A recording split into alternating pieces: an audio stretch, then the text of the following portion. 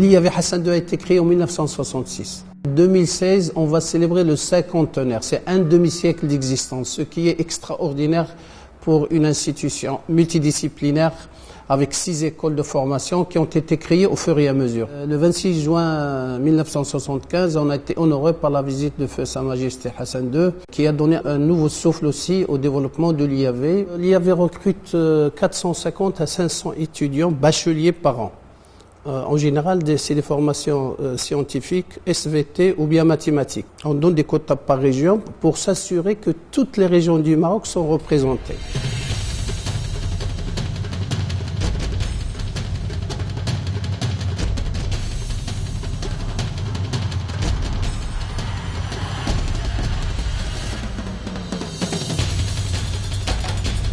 Nous avons 6 filières, 6 écoles de formation.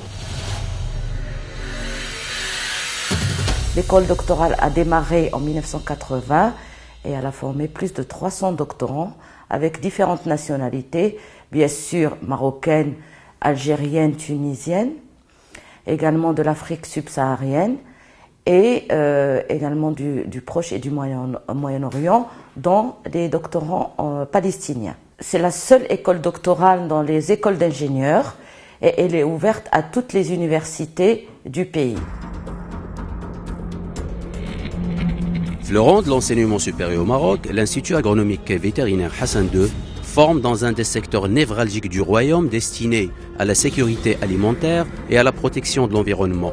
En tête de pont, les études agronomiques. Le bloc d'agronomie qui symbolise en fait l'école d'agronomie, c'est une école qui compte 80 enseignants-chercheurs, 43 techniciens plus le personnel administratif. C'est une école qui est organisée en 5 départements, département de ressources naturelles environnement, département de production végétale, un département de production animale, un département de statistique et informatique appliquée et un département des sciences humaines. Plus que ça, il intègre dans sa structure le département des sages qui fonctionne de manière transversale à l'Institut. Donc l'école d'agronomie compte à peu près 400 étudiants et on assure la formation d'une 60aine d'ingénieurs agronomes spécialisés dans les différents champs disciplinaires. On forme aussi bien des nationaux que des étudiants qui proviennent de l'Afrique subsaharienne.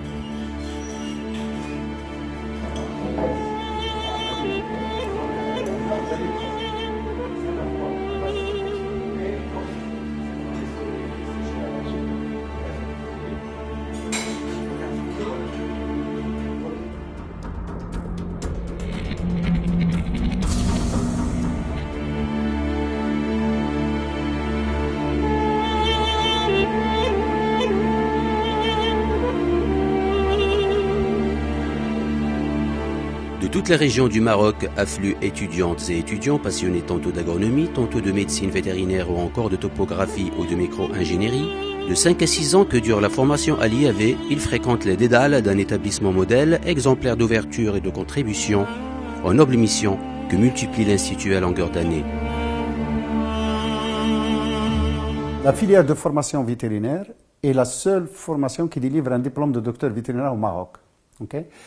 Elle est formée de 4 départements. Un département de sciences de base, où les étudiants vétérinaires ont accès à la biologie et à la pharmacie et à la physiologie. Un département de paraclinique, où il y a tous les laboratoires de diagnostic, à savoir la radio, l'histopathologie. Et un département clinique où on fait de la chirurgie et de la reproduction. Nous disposons aussi d'un centre hospitalier universitaire qui reçoit les cas de façon journalière et d'un centre de médecine équine qui va ouvrir bientôt et qui va travailler 24 heures sur 24, 7 jours sur 7.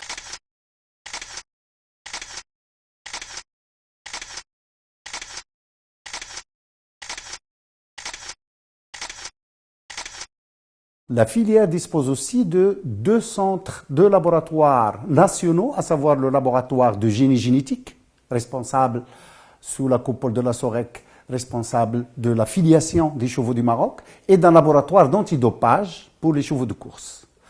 On a aussi une vingtaine de labos qui font de l'expertise à l'échelle nationale et internationale.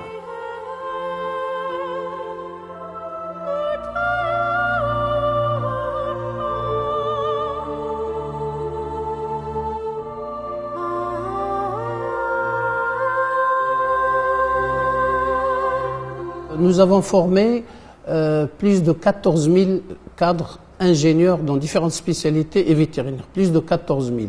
95% des cadres du ministère, enfin du Maroc en général, dans ces secteurs, ont été formés par l'IAV, dans le secteur de l'agriculture, l'agroalimentaire et la médecine vétérinaire. Nous avons formé plus de 800 pour les pieds francophones, de différentes spécialités.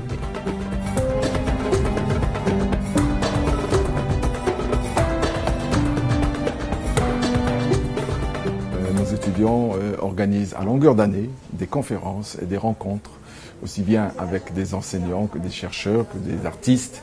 Et ils organisent aussi des activités artistiques et culturelles à longueur d'année, très souvent à l'occasion de rencontres qu'ils organisent au niveau national avec les autres étudiants des autres grandes écoles. La recherche repose sur le partenariat international et national. Alors, les enseignants-chercheurs ils postulent sur des appels à projets avec des organismes internationaux, dont l'Union européenne, l'USAID et autres organismes internationaux, et ils gagnent ces concours et c'est avec ça qu'ils peuvent faire de la recherche.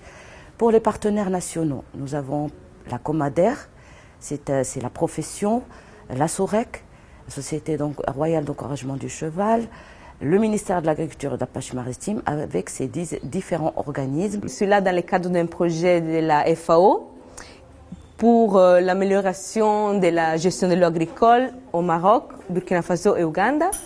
Et ma mission de 5 jours prévoit la restitution, la validation d'une activité et la participation active des parties prenantes dans l'IAV. Ces projets nous permettent au niveau de l'Institut de financer la recherche, donc de financer les bourses de doctorat, de financer les projets de fin d'études au niveau de l'Institut.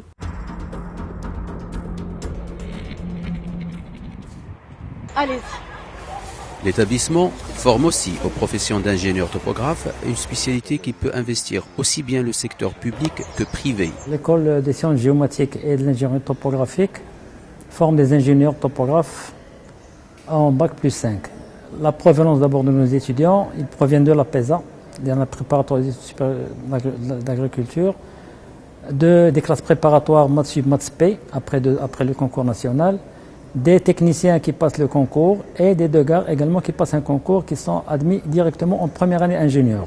On prépare dans la formation de topographie le futur ingénieur à sa vie professionnelle, à savoir dans ses disciplines fondamentales, la géodésie, la photogrammétrie, la topographie, la télédétection, les systèmes d'information géographique et de la cartographie bien sûr.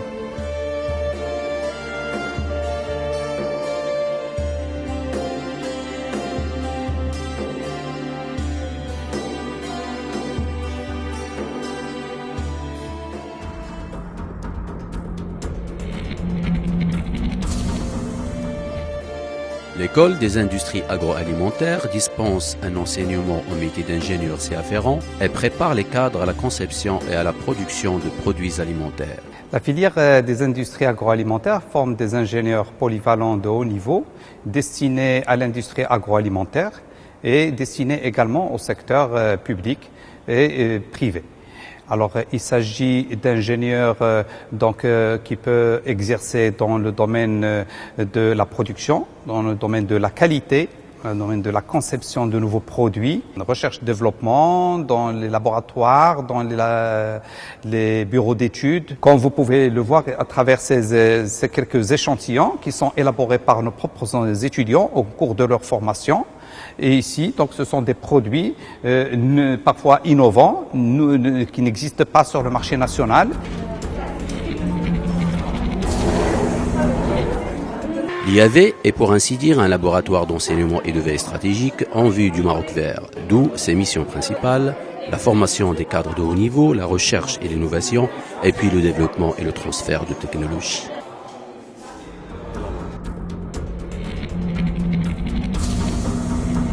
Les ingénieurs ont aussi la possibilité d'explorer les sciences de l'eau via l'école de génie rural qui offre une multiformation en ingénierie connexe. L'école de génie rural forme des ingénieurs dans le domaine du génie rural. Il y a trois options, trois spécialisations. L'option irrigation et environnement qui forme des ingénieurs dans les métiers de l'eau, la gestion des ressources en eau, l'économie de l'eau. Et la deuxième option, elle forme des ingénieurs GR dans le domaine des infrastructures, tout ce qui est eau potable et assainissement et routes et pistes rurales. Et la troisième option forme des ingénieurs en génie rural dans le domaine des énergies renouvelables, l'électrification rurale et également la mécanisation, ce qu'on appelle chez nous les agroéquipements. Par ailleurs, l'école encadre également des doctorats dans le domaine du génie rural de toujours, tout ce qui est les métiers de l'eau, les infrastructures, l'environnement, la qualité de l'eau, la réutilisation également de l'eau et tout ce qui est agroéquipement et énergie renouvelable.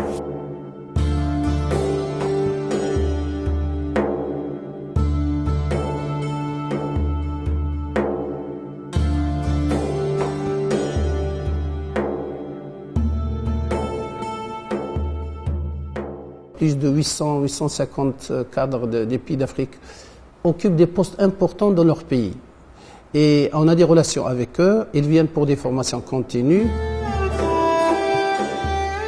Sur l'échiquier mondial, l'IAV est une institution dont les diplômes sont reconnus aux États-Unis, au Canada, en Australie, en Asie, en France. Tous nos diplômes sont reconnus.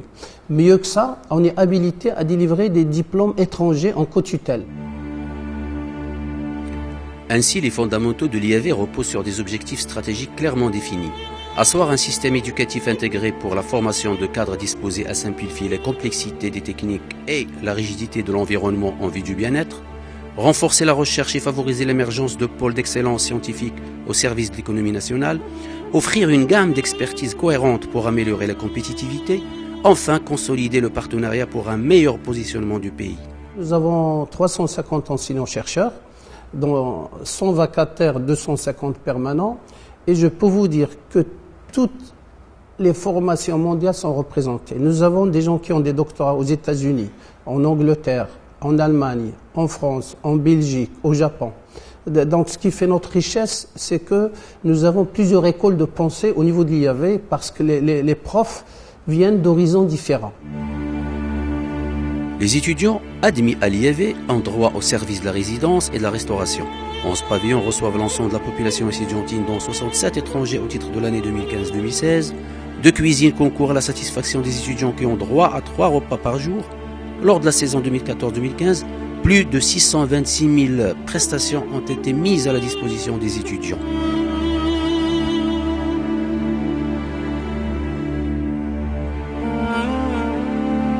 L'IAV, nous avons à peu près maintenant 2200 étudiants et nous allons doubler ces effectifs d'ici 2020. D'ailleurs, c'est dans le cadre du pôle polytechnique qui est une réforme introduite par le plan Maroc Vert.